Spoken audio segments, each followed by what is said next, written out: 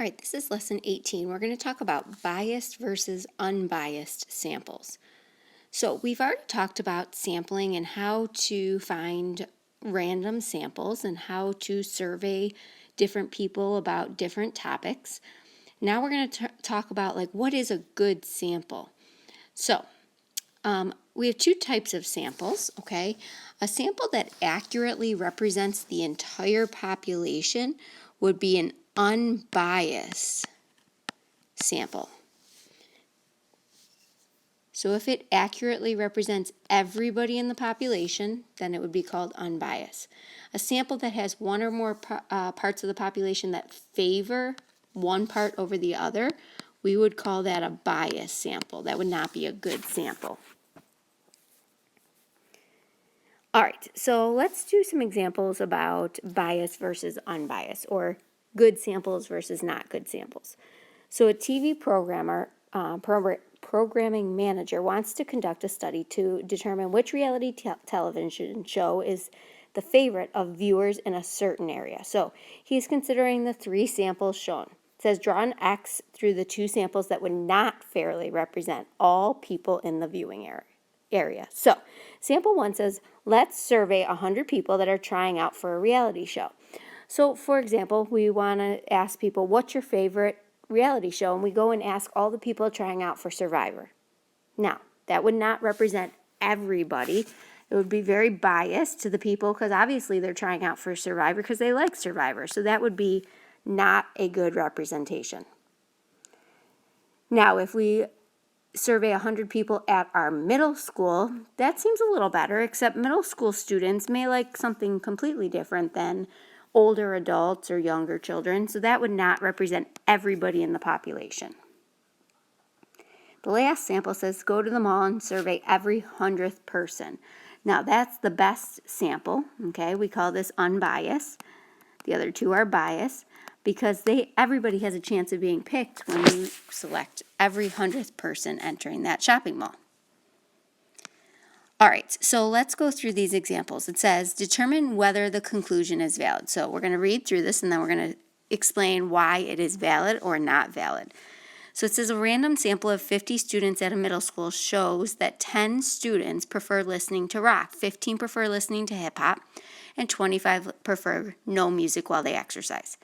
They conclude that half the students prefer no music while they exercise. So the key word here is that it is a random sample, okay? So they didn't favor one group of students over the other. So this would be considered a valid conclusion.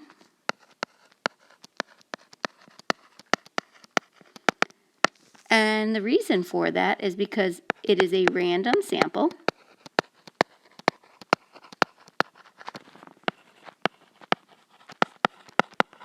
Where all students have a chance of being picked.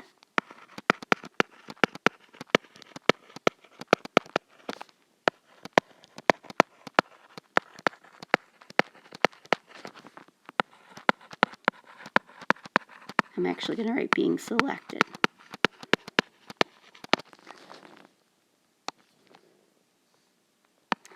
All right, let's talk about the next example.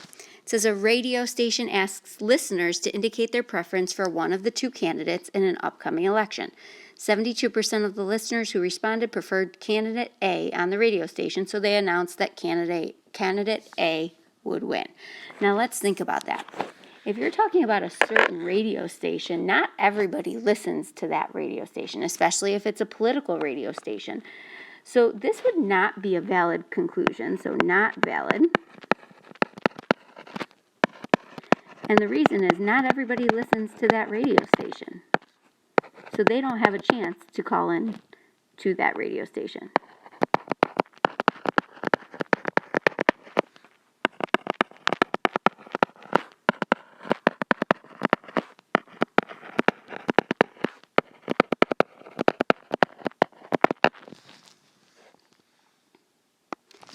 All right, I would like you to pause this video right now, and I want you to try the next 4 problems on your own. When you finish, go ahead and hit play, and just make sure your answers are correct.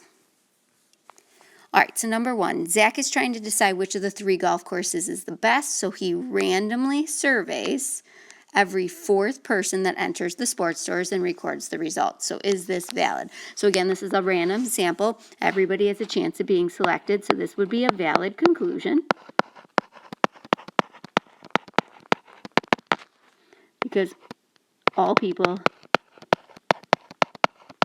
have a chance of being selected. You're going to see that I'm going to say that a lot.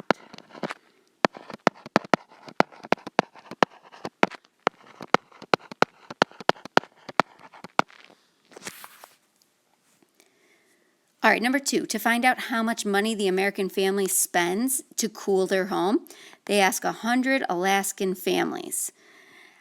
Of the families, 85 say they spend less than $75 per month on cooling. The researchers conclude that the average American family spends less than $75 on cooling. Now, think about this. They are only asking Alaskan families. Does that mean, is that a good representation of all of America? No, especially when it comes to cooling costs. So this would not be a valid conclusion.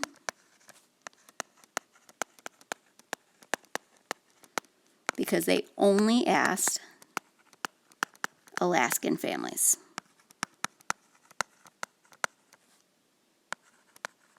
So it would not be a good representation of all of America. All right, number 3, to evaluate the quality of their product, a manufacturer of cell phones checks every 50th phone. So they check every 50th phone. Out of the 200 phones tested for are defective, so they say that 2% of the cell phones will be defective. So this would be a valid conclusion. All cell phones have a chance of being selected when they come off that belt. So you're going to, all right, all cell phones have a chance of being selected.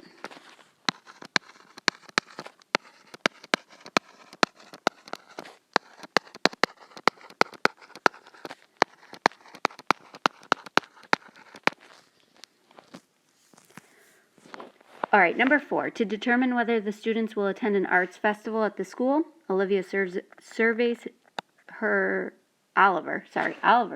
his friends at the art club. All of his friends plan to attend, so he assumes that the students at the school will also attend. So he's only asking the art club. So is everybody in art club? No. So this would not be a valid conclusion. When you're only asking one group of people, that is not a good survey. So not all students are in art club.